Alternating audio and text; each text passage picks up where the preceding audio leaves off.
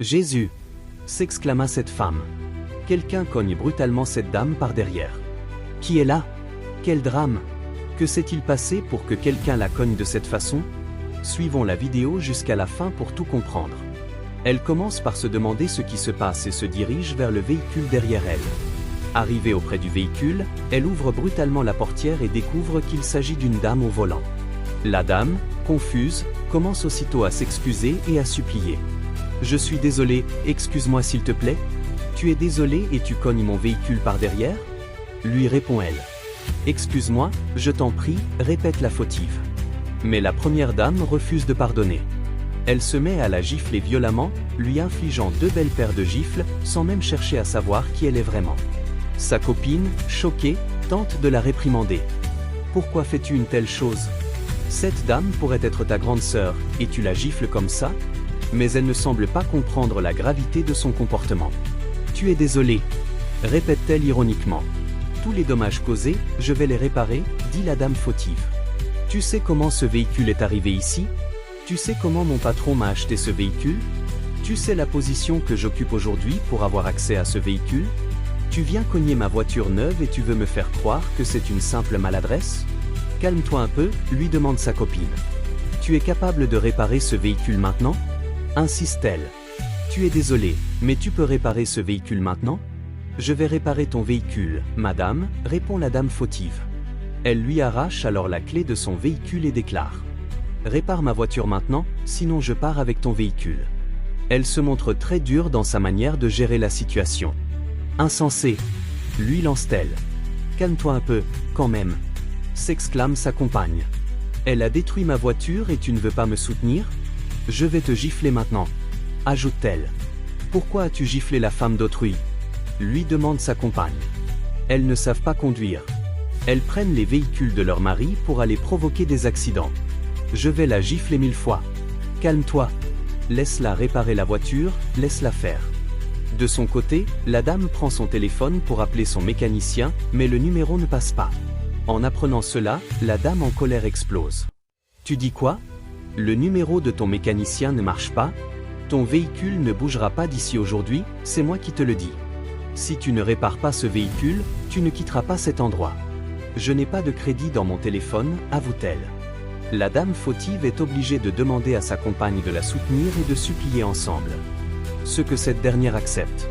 Finalement, elle accepte de lui donner un peu de temps pour qu'elle appelle au moins son mari. Elle appelle alors. Allô chérie, j'ai eu un choc sur la route avec une dame, et elle est très furieuse contre moi. Elle exige que je répare son véhicule, c'est pour cela que je t'appelle à l'aide.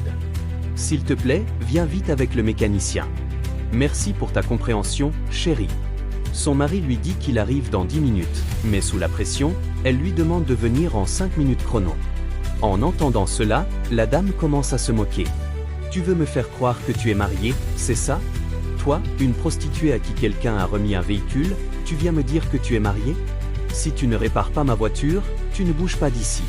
Sa copine Anita n'est pas d'accord et le lui fait comprendre. Je n'aime pas ce que tu dis. Calme-toi enfin.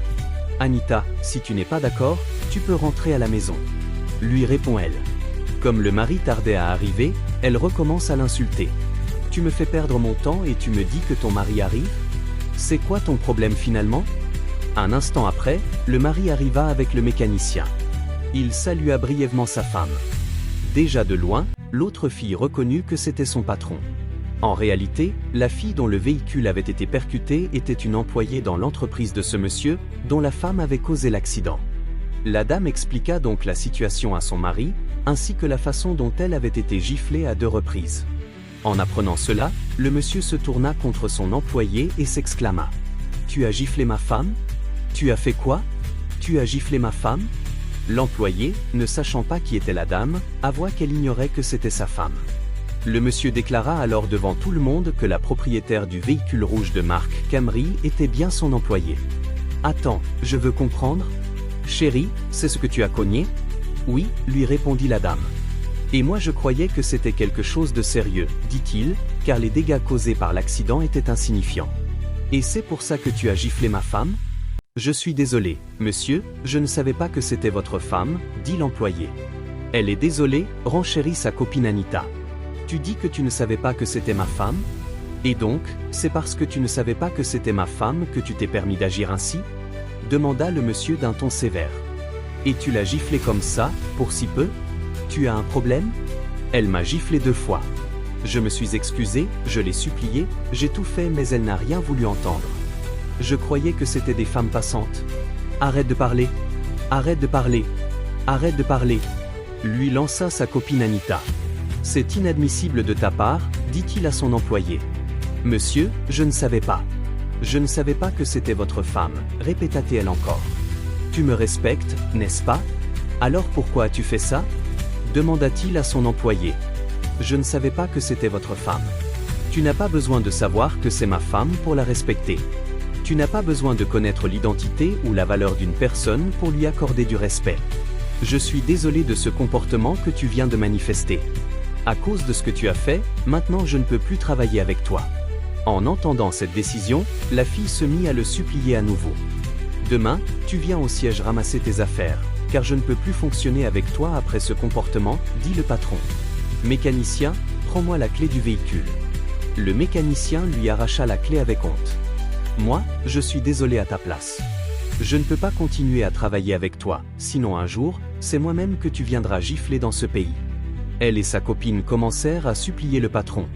Le monsieur récupéra finalement le véhicule qu'elle gardait, tandis que sa femme resta dans sa voiture. Ils partirent, laissant l'employé et sa copine sur place. Sa copine commença à l'accuser car elles allaient maintenant avoir des difficultés pour se déplacer.